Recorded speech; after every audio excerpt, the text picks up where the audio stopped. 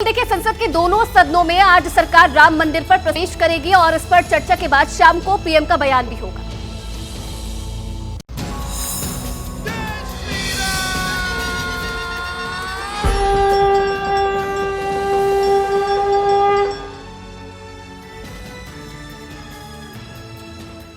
अयोध्या में रामलला की भव्य प्राण प्रतिष्ठा के बाद आज संसद में राम मंदिर पर प्रस्ताव लाया जाएगा। सरकार की तरफ से दोनों सदनों में ये प्रस्ताव आएगा।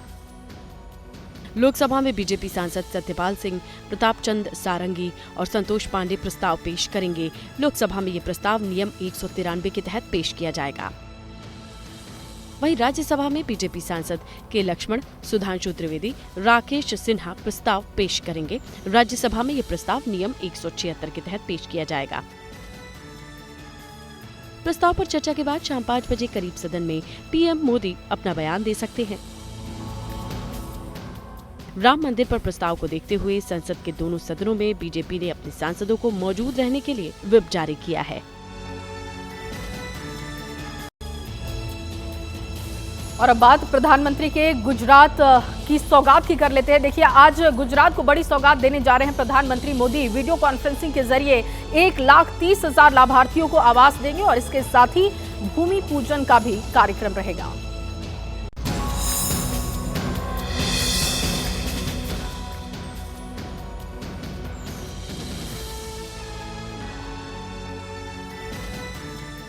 पीएम मोदी आज गुजरात के लोगों को विकास की सौगात देंगे।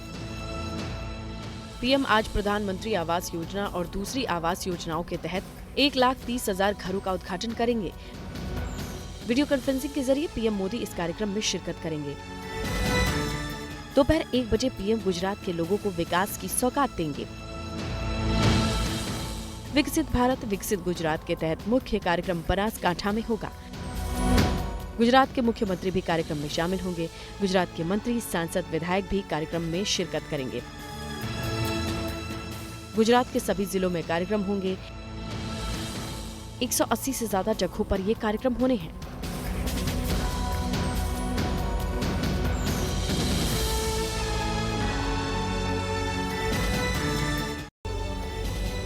तो देखिए, इस साल देश की 5 बड़ी हस्तियों को भारत रत्न से सम्मानित करने का फैसला लिया गया और अब इस पे सियासत भी शुरू हो गई है। कई पार्टियां अपने नेताओं को ये सम्मान देने की बात कर रही हैं।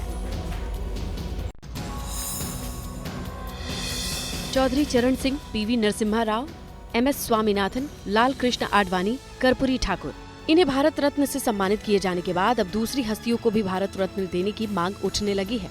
महाराष्ट्र से राज ठाकरे ने बाला साहेब ठाकरे, उद्धव ठाकरे ने वीर सावरकर को भारत रत्न देने की मांग की है। तीनों को सम्मानित करना और भारत रत्न देना बिल्कुल सही डिसीजन है और उसका हम स्वागत करते हैं। साथ ही साथ हम प्रधानमंत्री जी को याद दिलाना चाहेंगे, हमारी भी महाराष्ट्र से एक मांग रही है कि वीर सावरकर जी को मिलना चाहिए भारत रत्न। बाला साहेब ठाकरे जी का योगदान हमारे महाराष्ट्र के लिए है, उसमें कोई शंका नहीं है। तो आने वाले समय में मोदी जी उस पर जरूर ये सरकार ध्यान दे। जिनका जैसा योगदान जो क्षेत्र के लिए, महाराष्ट्र के लिए, तो उन्हें उनका ये मिलना जरूरी है। यूपी से भी कांशीराम को भारत रत्न देने की मांग उठी है। बीएसपी की मुखिया मायावती ने सोशल मीडिया प्लेटफॉर्म एक्स पर पोस्ट किया, कांशीराम को भारत रत्न देने की मांग की। और चलिए अब बात आरएलडी की कर लेते हैं। देखिए, आरएलडी कभी भी एनडीए का हिस्सा हो सकती है, ये जानकारी मिल रही है और इसके इशारे खुद जयंत चौधरी ने दिए हैं। हालांकि सीट शेयरिंग पर किस तरीके से बात बनती है, इस पर भी निगाहें हैं। भाजपा के साथ हाथ मिला रहे हैं, मैं किस मुंह से इनकार करूं? चंद दिनों से लग रही सियासी अटकलों के बीच अपने दादा को भारत रत्न दिए जाने पर जयंत चौधरी ने न सिर्फ प्रधानमंत्री को बधाई दी, बल्कि साफ संकेत दे दिए कि अब बीजेपी के साथ सियासी सफर पर आगे चलना है। मेरे लिए भावुक पल है। मैं भारत की महामहिम राष्ट्रपति जी को, भारत सरकार को कोटि कोटि धन्यवाद देता हूँ। ये साबित किया है मोदी जी ने कि वो देश की मूल भावना बेखूबी समझते हैं और जानते हैं। हालांकि मीडिया के सामने आने से पहले ट्वीट के जरिए जयंत चौधरी ने अपनी भावनाएं जता दी थी।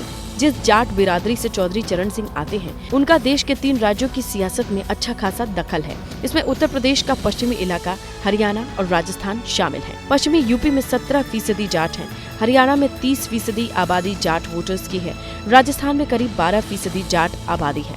चौधरी चरण सिंह को भारत रत्न देने का ऐलान हुआ तो पश्चिम यूपी में खुशी की लहर दौड़ पड़ी। ये पता चला कि चौथ साहब को भारत रत्न से सम्मानित किया गया, तो बहुत खुशी हुई हमारे गांव में।